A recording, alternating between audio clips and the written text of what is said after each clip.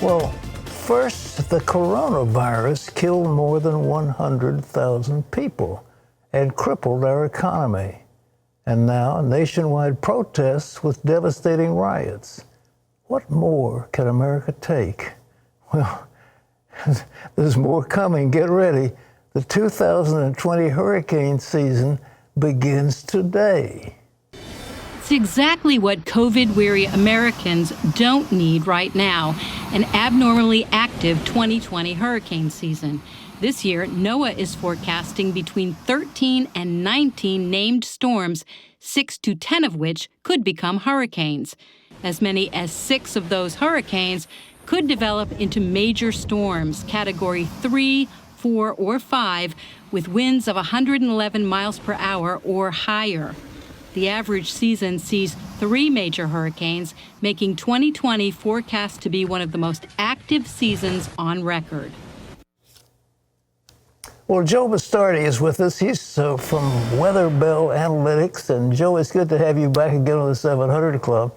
Listen, what's coming up this year in terms of hurricanes? Well, first of all, before COVID broke out and before all the other mayhem broke out, back on March 10th, my company put out a forecast for a very active hurricane season. We were detecting a change in the overall pattern in the Pacific. Most people know about the El Nino and the La Nina.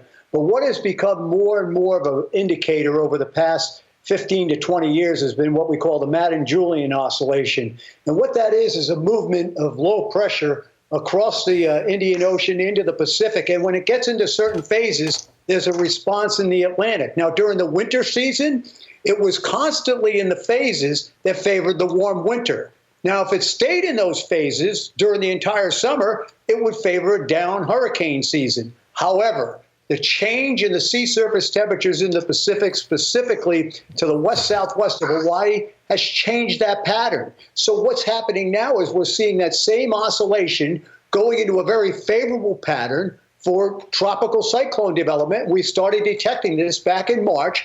And when you saw that cold air come in April and May, that was a signal over North America of what was going on out there. So we put out a big forecast. Already, we've seen 2 storms hit in one of our prime target areas along the eastern seaboard, and we're going to probably get a third one this week into Texas. This feature that was Amanda in the Pacific, we've been saying since Thursday, once that gets into the Gulf, it's going to wind because the southern Gulf of Mexico is loaded for development. And you folks on the Texas Gulf Coast, you may have a hurricane threat this weekend. I'm not trying to hype anything. Now, again, there are natural reasons why this is happening. So I don't want people to think, oh, my goodness, this is, the apocalypse and everything's piling on.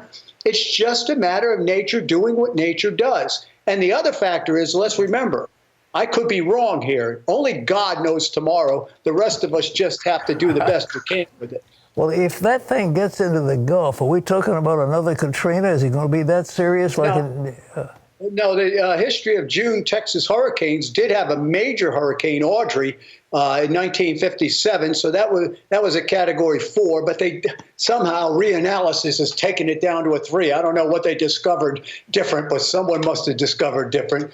Then there was a Hurricane Alice in 54 hit the lower Rio Grande Valley, was a bad storm. Tropical Storm Candy in 68 hit Texas in June. Now, if we look at the blend of all 3 of those, if we take a tropical storm with 60-mile-an-hour winds, Alice with 80-mile-an-hour winds, and Audrey with 120, let's say you were using those as analogs, you'd say, well, maybe this could be 80 to 100-mile-an-hour storm when it reaches the coast. And indeed, European-generated computer models, and they have been on this since last week, by the way. We put out our first statement on this on Thursday at our company because we have a lot of clients in there. The European is very bullish on this becoming a hurricane as it journeys north through the Gulf. It will mill around, Pastor, for 3 days or so down in the southern Gulf and lurk near the Mexican coast, the bend in the Mexican coast there for a few days, and then start to come northward later in the week. And that's when people have to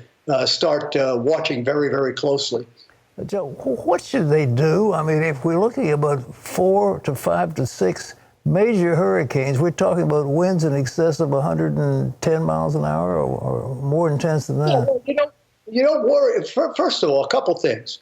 Most of these major hurricanes weaken when they come into land. Harvey and Michael have been the exceptions. The problem with the pattern is, and the oceans are warmer than normal, but what happens is hurricanes that gain intensity way out over the ocean, like you saw with Dorian. Once Dorian approached the United States coast, it fell apart. Look at Florence. As bad as Florence was, it was only a Category 1 when it reached the United States. Even Irma, by the time it hit Naples, Florida, was down to a Category 2. The problem is when you get storms that develop within 2 or 3 days or late in their career, like Harvey. And what happens is, the reason that's happening is the pattern is improving right next to land. All right. When you get a big hurricane out in the ocean, in fact, I pointed this out a bunch of times. In the 1930s, 40s, and 50s, hurricanes did not weaken coming to the coast. They hit full bore coming up. I mean, we look at the 44 hurricane. We had wind gusts 156 miles an hour at Cape Henry, and that went by 80 miles to the east. So there's a fundamental change where they're more out over the ocean. By the way, we're seeing more out over the ocean. We moved to satellites. We didn't have any satellites in the 1930s, and we had 21 storms back in 33. So we're seeing more, but more of them are weaker coming to the coast. The danger with a storm like this, or a Harvey or a Michael, is that if they develop late in their career, they can hit the coast intensifying, and that's when you get the big problems. Remember, Katrina, Rita, and Wilma all were 5s, but hit as 3s. That's why I advocate seeding hurricanes last 24 hours as they're coming to the coast to try to disrupt the eye wall and try to weaken it in a category or 2. Well, Joe, I appreciate it. Is there anything we can do as a country? Say we seed the hurricane, can we get planes in there? Yeah, we used to do that. Project Storm Fury, the last one in 1969, Hurricane Debbie, they knocked that thing down 31% on day 1 and 18% day 2. But there's all sorts of argument going on that, well, you might do that, but you increase the rainfall, right? Because of the condensation process. What you try to do with that is change the way the hurricane has the inflow coming in. It's like I tell people all the time, if you have a 9-1 sprinter, and he just tweaks his hamstrings, he or she tweaks his hamstring, guess what? It's not a 9-1 sprinter anymore, maybe 10-1, but that's not, a 9-1. It's like now, if it were me, I tweak my hamstring, no one would know. Yeah. But if it was a strong hurricane, if you disrupt those perfect conditions, it's making it strong, any way you can, it'll knock it down. So that's something to consider, but I seem to be, in the minority on that. Yeah. Among other things, I'm in the minority. Well, you do a great job. Well, Joe, thank you so much. We'll look forward to more of your forecasts as we get closer to the season. Thanks again. All right.